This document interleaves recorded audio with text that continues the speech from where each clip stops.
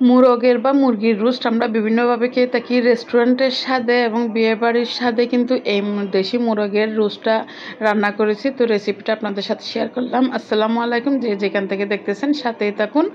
আর এখানে আমি দিয়ে দিচ্ছি ডেক্সিতে 3 টেবিল চামচ মতো তেল, সাদা তেল, এরপর তেজপাতা চিড়ে দিয়ে, এখন লং, এলাচ, দারচিনি এবং গোলমরিচটা আমি এখানে দিয়ে একটু করে তেলে নাড়াচাড়া করে নিয়ে পেঁয়াজ দিব 1 কাপ কুচি, সেটা দিয়ে হাফ চা চামচ হলুদ গুঁড়া, 1 চা চামচ ধনে গুঁড়া, হাফ চা চামচ জিরা গুঁড়া, 1 চা চামচ গোলমরিচ গুঁড়া আমি এখানে দিয়ে ভালো করে একটু কষিয়ে নেব। এরপর দিয়েছি 1 চা চামচ লাল মরিচের গুঁড়া দিয়ে সামান্য একটু পানি দিব, বারবার একটু পানি দিব যাতে মশলাটা একটু পুড়ে না যায়। এখন দিয়ে দিচ্ছি লবণ আর একটু পানি দিয়ে আমি মশলাটাকে ভালোভাবে কষিয়ে নেব।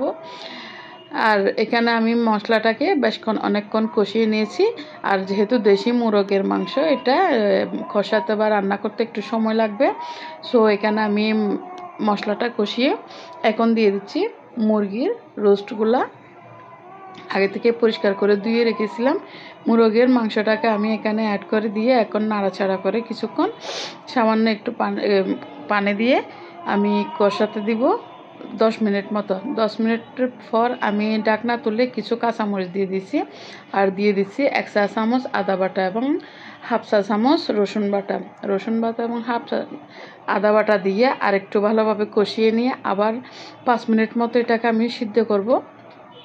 সিদ্ধ হয়ে গেলে, যেহেতু এখানে ঝোলটা কম দিয়েছি, বারবার একটু নাড়াচাড়া করে দিন। এখন আমি 2 চা চামচ মতো গুঁড়ো দুধ দিয়ে দিয়েছি। আপনারা চাইলে দইও দিতে পারেন, যদি দই দেন তাহলেও হবে।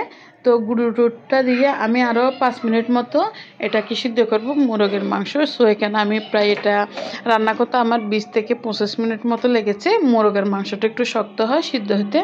তো এটা দিয়ে আমি আরও 5 মিনিট মতো এভাবে 5 মিনিট পর পর মশলা দিচ্ছি এবং নাড়াচাড়া করে দিচ্ছি যেন তলানি থেকে লেগে না যায়। তো যে যেখান থেকে দেখতেছেন, যদি রেসিপিটা দেখে ভালো লাগে লাইক কমেন্ট শেয়ার করতে পারেন। আর যারা যে পাশে আছেন তাদেরকে অনেক অনেক ধন্যবাদ আমাদের সাপোর্ট করার জন্য বা পাশে থাকার জন্য। 5 মিনিট পর আমি ঢাকনা তুলে এখন ফোলাও পাতা দিয়ে দিচ্ছি। আপনারা কিন্তু যে কোনো রান্নার মধ্যে ফোলাও পাতাটা দেওয়ার খুব চেষ্টা করবেন, কারণ এই ফোলাও পাতার যে ফ্লেভার, সেটা কিন্তু আসলে একটা রান্নার স্বাভাবিকের সাথে অস্বাভাবিক একটা ফ্লেভার নিয়ে আসে, যেটা খেতে খুব দারুণ হয়, রান্নার স্বাদ অনেক ভালো হয়, ফুরাগর মোমো করে। এখন আমি হাফ চা চামচ মতো ঘি দিয়ে কিন্তু আমার ঢাকনাটা আমি রেখে দিয়েছি। এখন আমার সম্পূর্ণ রান্না রেডি হয়ে গেছে। তো সার্ভ টু রেডি মুরগির রোস্ট।